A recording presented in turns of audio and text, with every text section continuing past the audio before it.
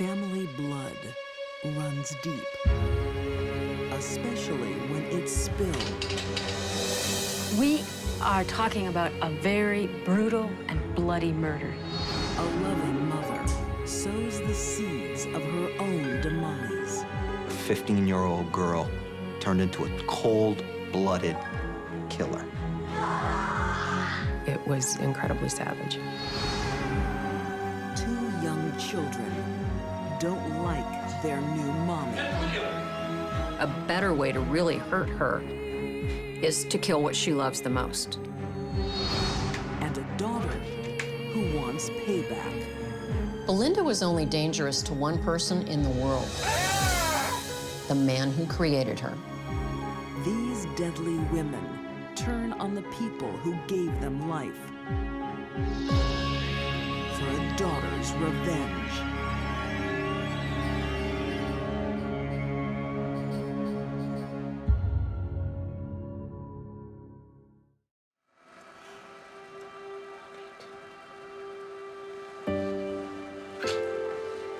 Few things match the intensity of first love.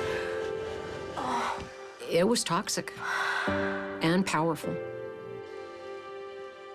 Innocence plus desire makes a potent mix. We're meant to be together, so no one can stop this. I frankly was scared because she was so young and she was capable of something like that.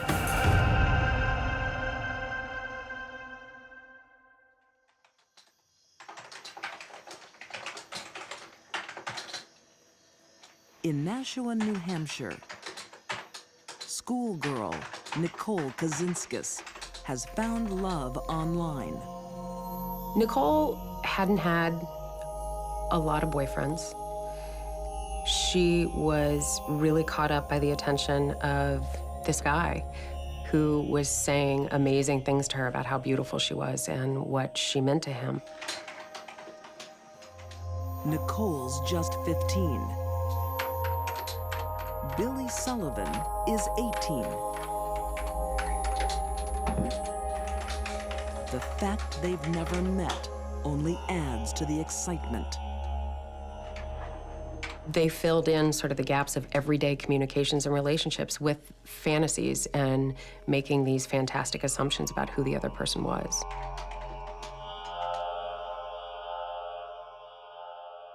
For Nicole, making friends in the real world isn't as easy. The straight-A student is an outsider, a target for bullies. Hey, Nicole, can I see your bracelets? They're really nice. There was one instance where a kid came up from behind, pulled her sweatpants down, and that day she wasn't wearing any underwear, so she was completely embarrassed to go back to school the next day.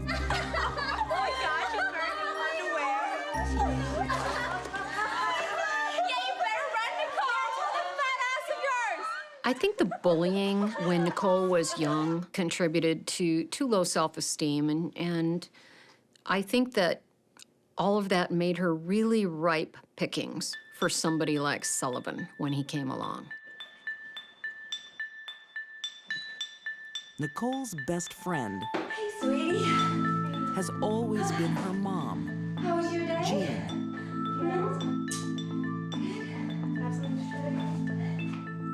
Nicole's dad left after a divorce, and they rarely spoke. Her relationship with Jean, her mother, could not have been any better growing up. Straight A's. Oh, you did They absolutely did everything together. They were inseparable. straight A's. Oh. Nicole adored her mother. It was a very close bond, loving relationship. That is, until Billy Sullivan came into the picture. Relieved that Nicole's found a friend, Jean encourages the relationship, inviting Billy to spend the weekend, where the young couple steal intimate moments. Love you, Nicole. It's the first relationship she's ever had with a boy. It's everything she dreamed it would have been. It's the castle in the sky. It's the knight in shining armor has come to rescue her. Writer M. William Phelps says Billy filled a void in Nicole's young life. Her not having a father figure in her life, I think, really contributed to her being easily manipulated. It definitely contributed to it. When Nicole's parents divorced, she suffered some pretty profound feelings of abandonment, in that her father didn't have much to do with her anymore. What no one knows is that her boyfriend is fighting his own demons. He did have mental health issues. He had been hospitalized a number of times. During high school, had some behavioral issues, anxiety, that kind of thing. So Billy's been on a plethora of different psychotic drugs for depression, for anger, for schizophrenia, for all sorts of psychological problems. Would you like some more water? Yeah, thanks. But Billy's stopped taking his medication. Well, you certainly polished that off quickly. Yeah, it was nice. He's unstable, ready to lash out. I suppose you don't usually have spread like that. One of the things that really angers Billy is when, Nicole's mom says to Billy, I'm glad I could provide you this dinner. I bet you don't get that much at home. And what's that supposed to mean? That was really rude. Enough of this. This angers Billy. No. My mom is just as good a cook as you, okay?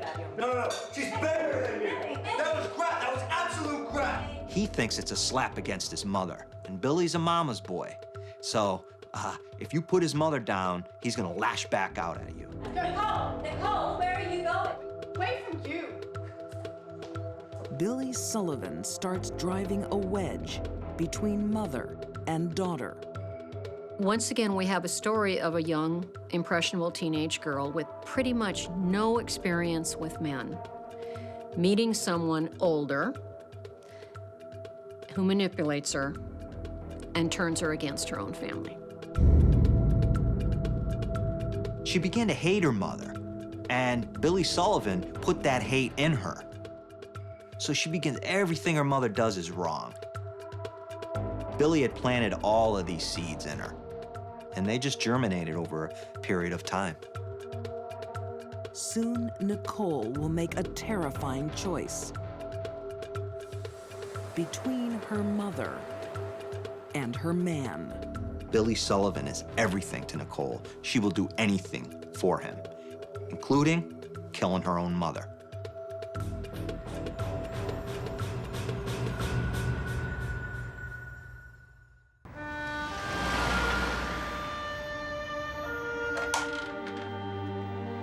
Most nights, 18-year-old Billy Sullivan talks to his girlfriend, Hey, babe, it's me.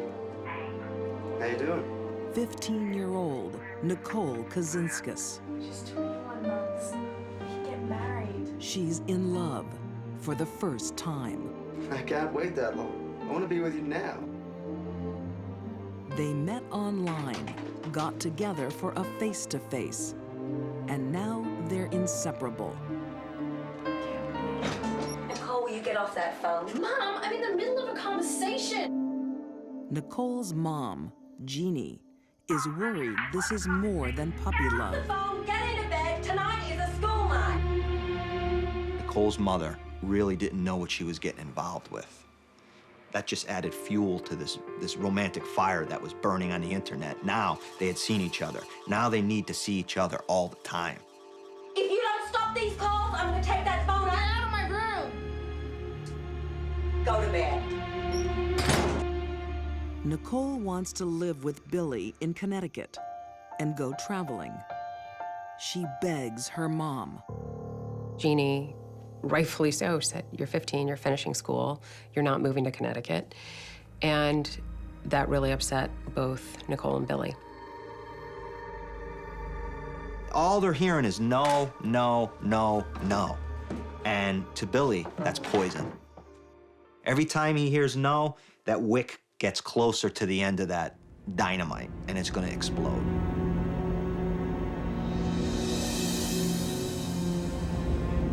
Their final plan is simple and brutal.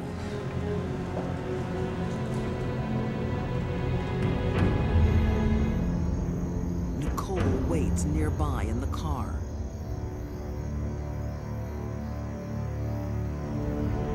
Nicole called him and asked him what was taking so long. Hello? Don't worry, it'll be done soon. Jeannie started getting upset that Nicole wasn't home and kept saying, "Where is she? Tell her to come home." Nicole, you get your ass back here! Billy began to become angrier and angrier. We're in love. What can you just be happy for? Because she's 15 years old. And who are you to control her life? I am her mother, and I know what's best for her. When Jean turned around, he whacked her across the back.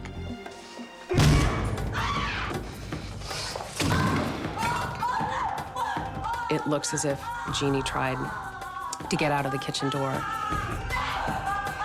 Billy started grabbing kitchen knives and attacking Jeannie with the steak knives from the steak block in the kitchen.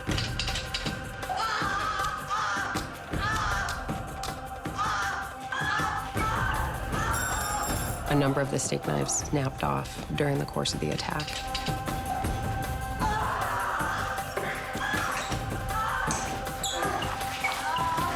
Finally, Billy strikes the killer blow.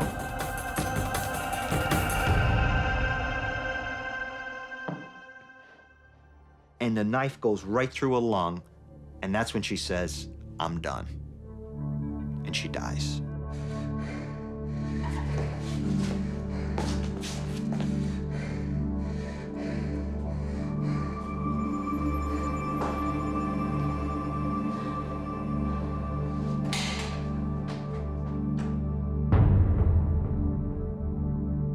Jeannie Domenico was well-loved in the community, hard worker, really sort of a bright, energetic, sweet woman.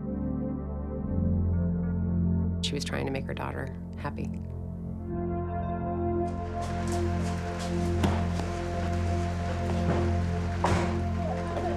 Scott. It's done, she's dead. The young couple have a deal. Nicole has to clean up.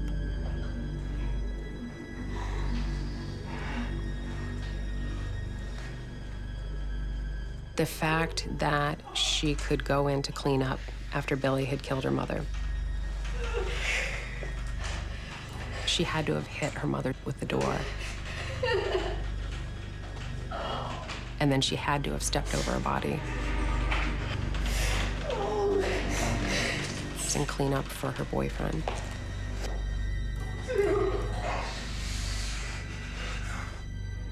That she was able to do that was chilling to me. The most shocking part of this crime for me was that a 15-year-old girl who loved her mother turned into a cold-blooded killer. Within hours of the murder, Nicole realizes she's made a terrible mistake. That fantasy of Billy Sullivan and driving off to the sunset together is gone. Reality now is set in.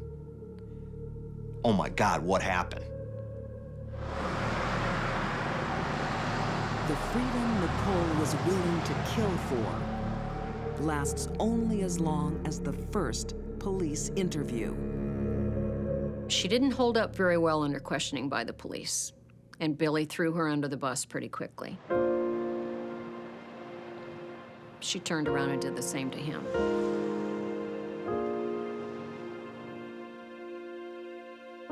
Billy Sullivan is convicted of first-degree murder and sentenced to life without parole. Nicole Kazinskis pleads guilty to second-degree murder. She's serving 40 years. her childhood gone. Cole is a girl who really never understood what she had and never appreciated what she had. Her life as a promising honor roll student at 15 years old with her mother who loved her very much, she lost her entire life. And for what?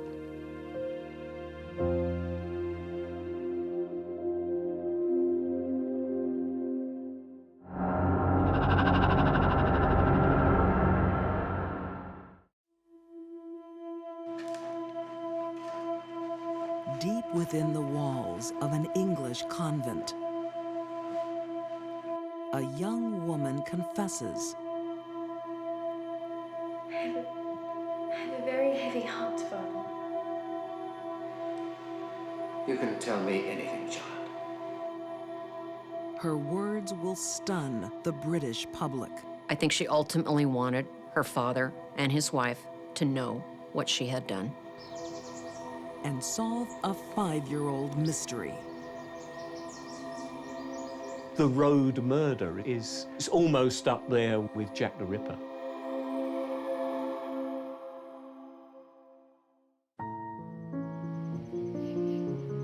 The mid-1800s, in a Wiltshire country house,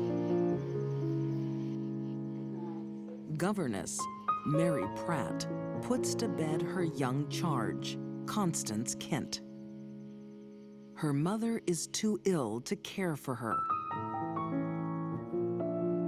The governess took over the care of this child.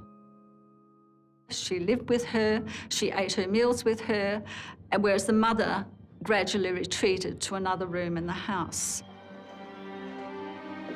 And Governess Mary is making another friend, the child's father, Samuel Kent. They're having an affair. It was quite common for a man to keep a mistress, but not in the same house as his wife.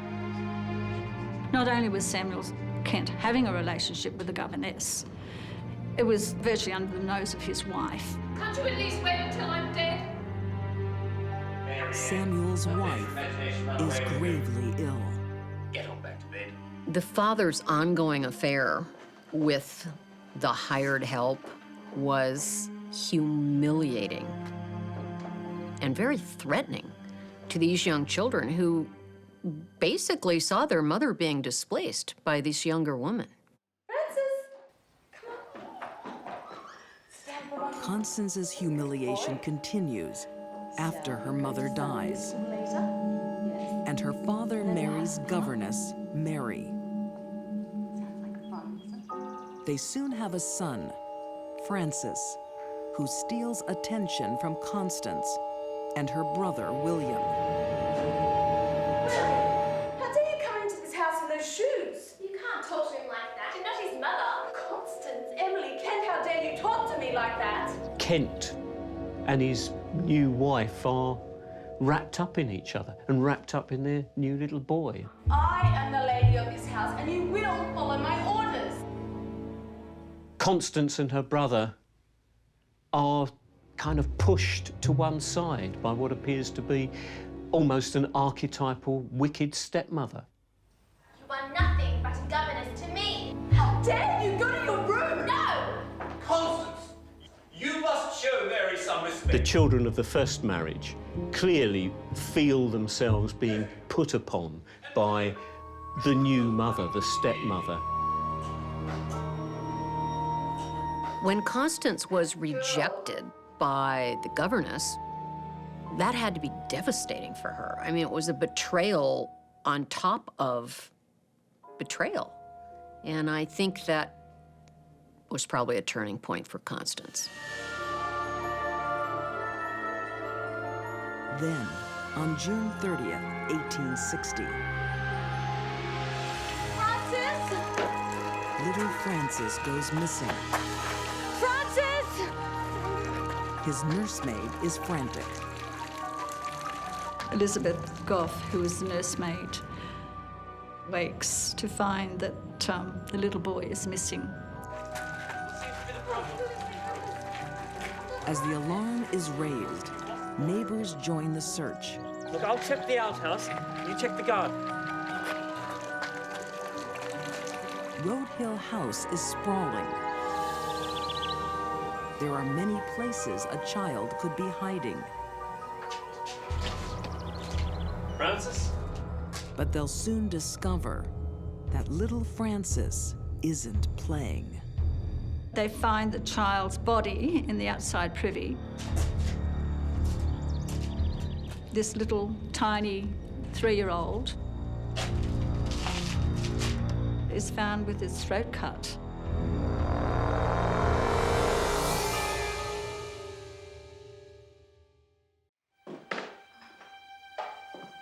I'm sorry, sir, but I found Francis.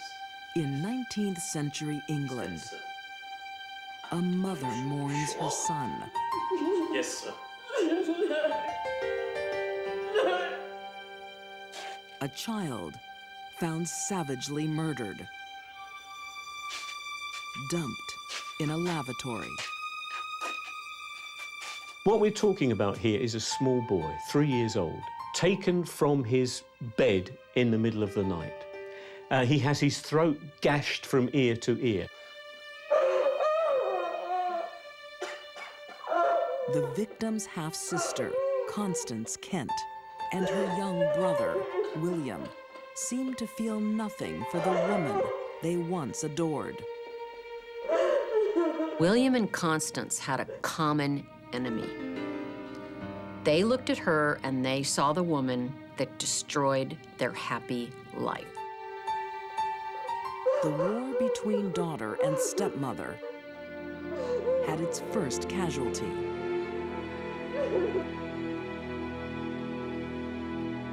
A 3-year-old innocent.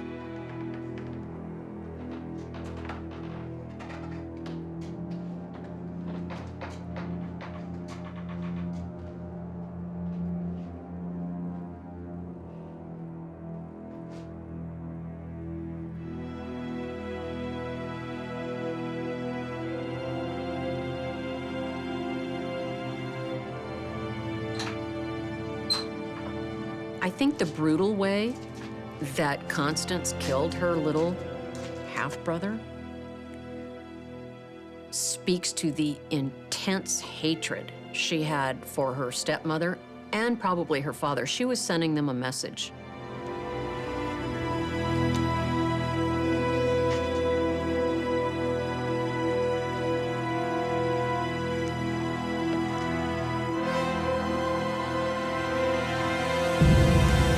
She disposed of him in an outhouse. The ultimate insult.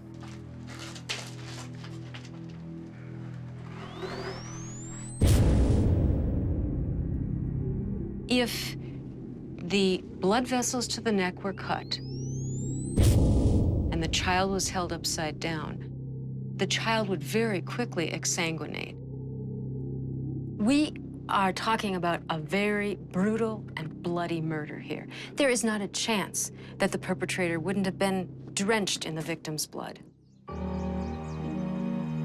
Britain's famous Scotland Yard police unit has just been established. What time was it when you realized the boy wasn't in his bed? Just after 7 And a.m. Inspector Jack Witcher is one of their first investigators. Well, I thought Mary Jude heard Francis crying in the middle of the night, so she came in to take him to a room. He starts by interviewing the household. Why didn't you go in and check? Well, I thought they may have been asleep. He's chasing a blood trail. Come forward. And soon, he has a strong lead. And this is the garment you wore the night before the boy went missing. Constance Kent, when she's asked to produce her night attire, produces a freshly laundered nightdress.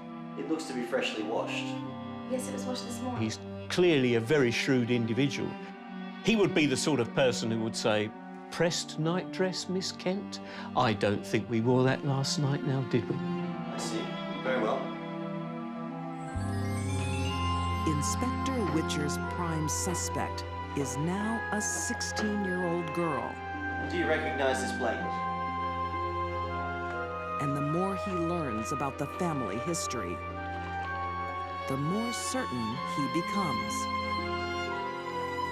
Witcher is sharp enough to have recognised the problems in that house and the potential for a murder being committed by one of the children of the first marriage. Inspector Witcher arrests Constance for murder. But the times are in her favor. No one believes it. There is an assumption in Victorian England that crime is committed by the dregs of the working class. Not a member of the respectable classes, not a member of the family, and certainly not a girl. Constance goes free, and Inspector Witcher is humiliated. Witcher actually had some sort of breakdown. The fact that nobody believed him, nobody was prepared to actually follow his logical and sensible reasoning. The Road Hill murderer remains a dark mystery for the next 5 years, until an unexpected confession at a convent in England's south. I don't know if she confessed out of guilt. I think it's more likely she confessed because she wanted to take credit for it. I think she ultimately wanted her father and his wife to know what she had done.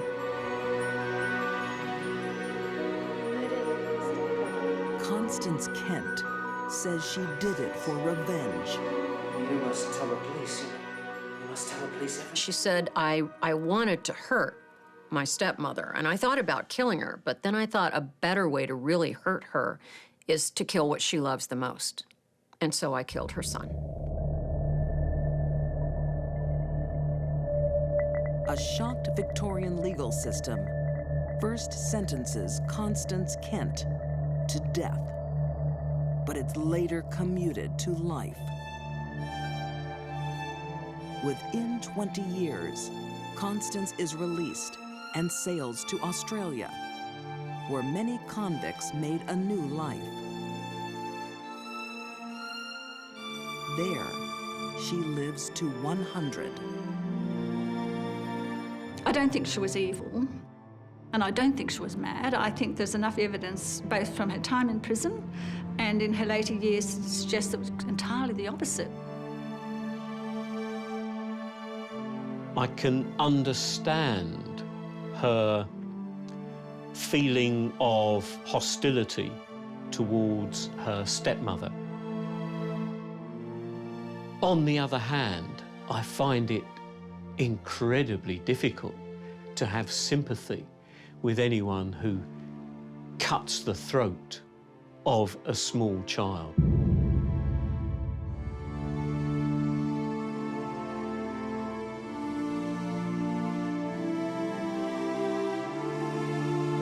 Constance never sees her stepmother or father again.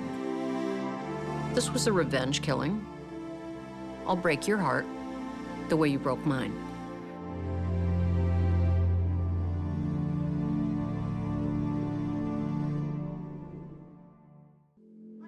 She can't act. How did she get to? Many things are handed down from one generation to the next.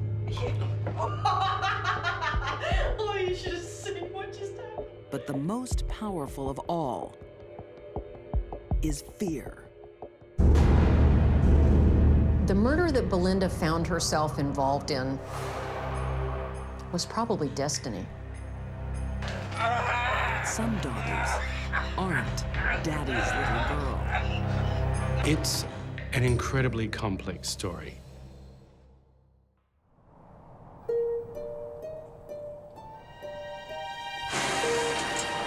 In the year 2000, the Australian city of Wollongong is rocked by 2 savage murders.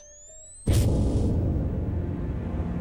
first was David O'Hearn, a shopkeeper who was brutally murdered and decapitated, and his whole of his body was completely cut up and molested, for want of a better word.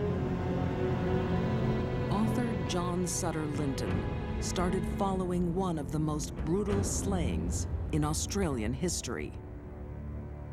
2 weeks after then, the former Lord Mayor Wollongong, Frank Arkell, was savagely beaten. Tie pins were placed in his eyes. Again, he was degraded in death. Even more shocking is the murderer's identity. A 19-year-old youth with no police history. In his original statement, Mark Valera told police pretty much that the killing of David O'Hearn was an opportunistic killing and one where he got a big thrill out of it. And he basically stayed with the body for a long time experimenting with it. He drove him to do it. He drove him to do what he did. But soon, attention turns to someone else. Mark's sister, Belinda Van Crevel. He's the one that should be in jail, not my brother. She's not only defending her brother, but laying the blame with someone else. Her dear brother Mark was sentenced to life in prison with no chance of ever being released. On that day, her life changed forever, and she wanted the man who she held responsible for losing her brother to pay. What's this? For me? That person You're is kidding, their are you? father, Jack Van Crevel. A single parent raising 2 children. Make sure you wear one of these. I don't want to see many, you riding that bike without one of Jack those. was a good father, doing his best since his wife left. He was able to give Belinda and Mark pretty much anything they wanted. When he enrolled Mark into the bike riding club, he bought him the best motorcycle he could buy, the best safety gear he could buy. Whatever the latest fashions were, Belinda and Mark wore. But the children see it very differently. Get rid of all this crap out of here. Get out of here, you old bastard. I can have whatever I want down here. Belinda and Mark say they are victims of abuse. Oh, am I really? Physical and sexual abuse. I remember everything. What's that supposed to mean? You know, you're nothing but a sick pedophile. What? Oh! You!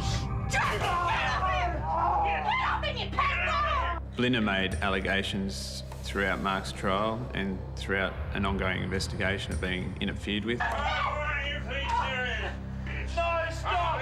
And she made complaints to other people that she was interfered with by her father, Jack.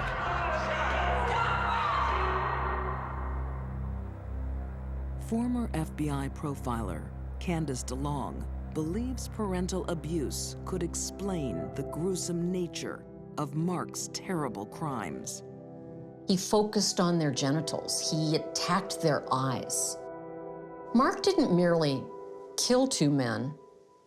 He brutalized and violated their corpses. He was expressing, I think, tremendous anger and rage against them that really was meant for his father. During his trial, Mark claims both his victims made sexual advances to him. They were both on his hit list, along with several others. His own father, Jack Van Crevel, was on his hit list. Mark doesn't get the chance to kill again. He's locked away for life.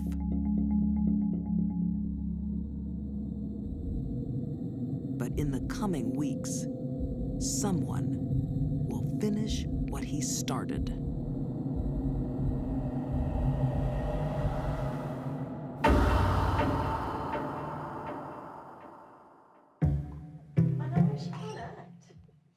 Belinda Van Crevel lives at home with her father, Jack, and her daughter, Tia.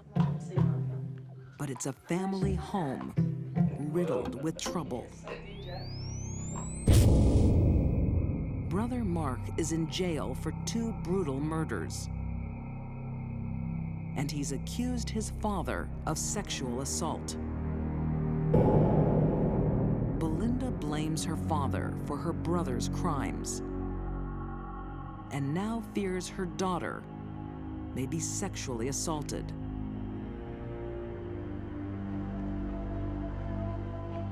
She confides in her brother's best friend, Keith Schreiber. Evil bastard! I think in Keith, Belinda saw a soulmate that she could count on to deliver the vengeance that she felt against her father. All I know is he has to die. Yeah. Belinda had turned round to Keith and said, I would love to see my father die.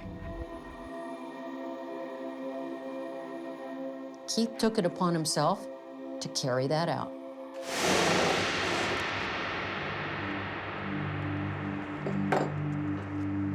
The Van Crevel household will be rocked by another brutal murder, much closer to home.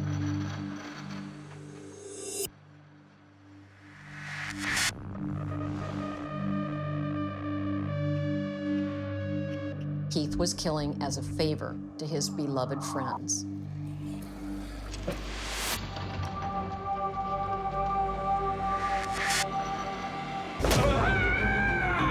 Before Jack can make any kind of sense of what's going on, he's struck with the axe. This is for Mark, S04 bastard! All Jack can do is basically defend himself. He's kicking, he's trying to punch the air.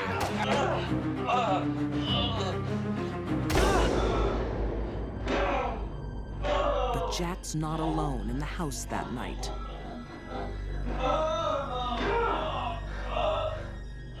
Belinda was in the room next door to where Jack was being brutally murdered. She was with her daughter Tia, laying there listening to the murder take place.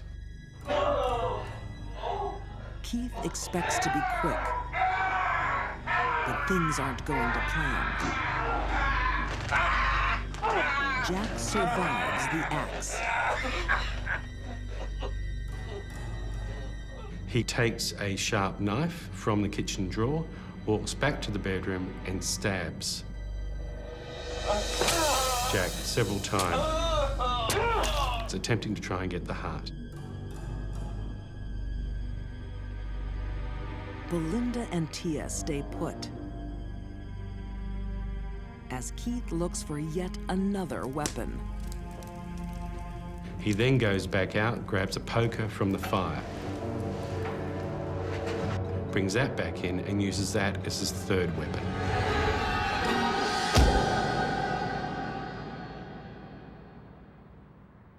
Jack finally succumbs. The horrifying sounds stop.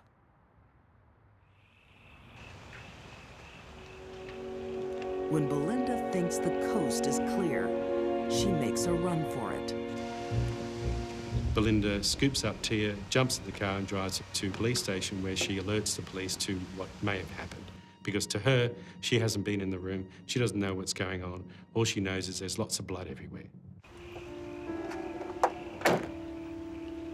Belinda maintains she doesn't know the killer's identity.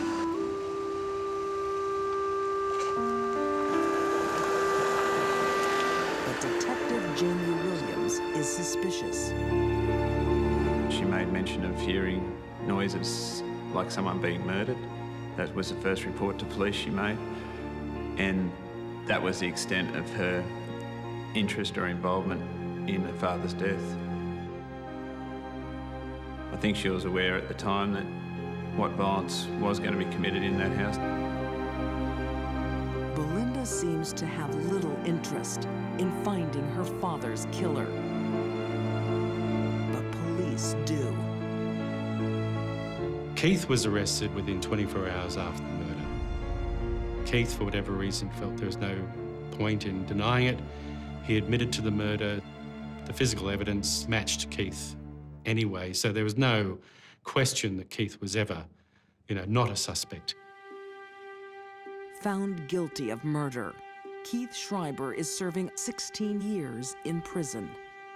I think Keith may have carried out Belinda's fantasy that her father be dead because he wanted to impress her, because he wanted to impress his buddy Mark.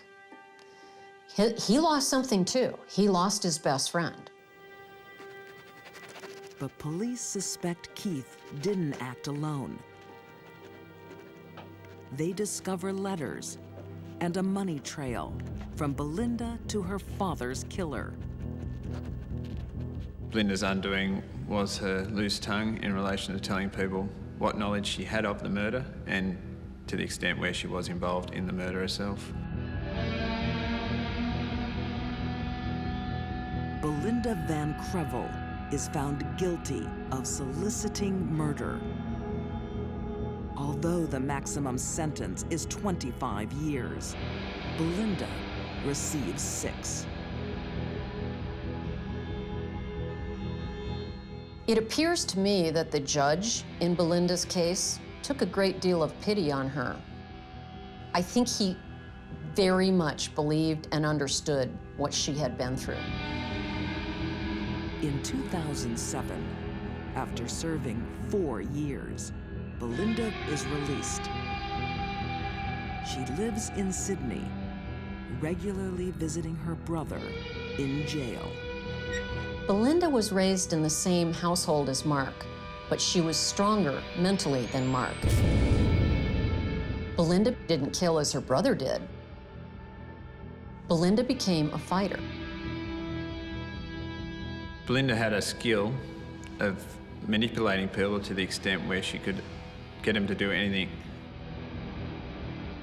even kill her father. Belinda was only dangerous to one person in the world, the man who created her.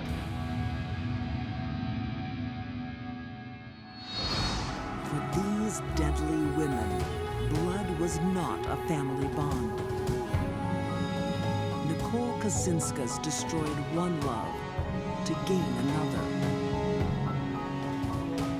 Constance Kent avenged her maternal mother by slaughtering an innocent. While Belinda Van Crevel wanted to extinguish a demon she thinks destroyed her family. Once they cut their family ties, there was no turning back from a daughter's revenge.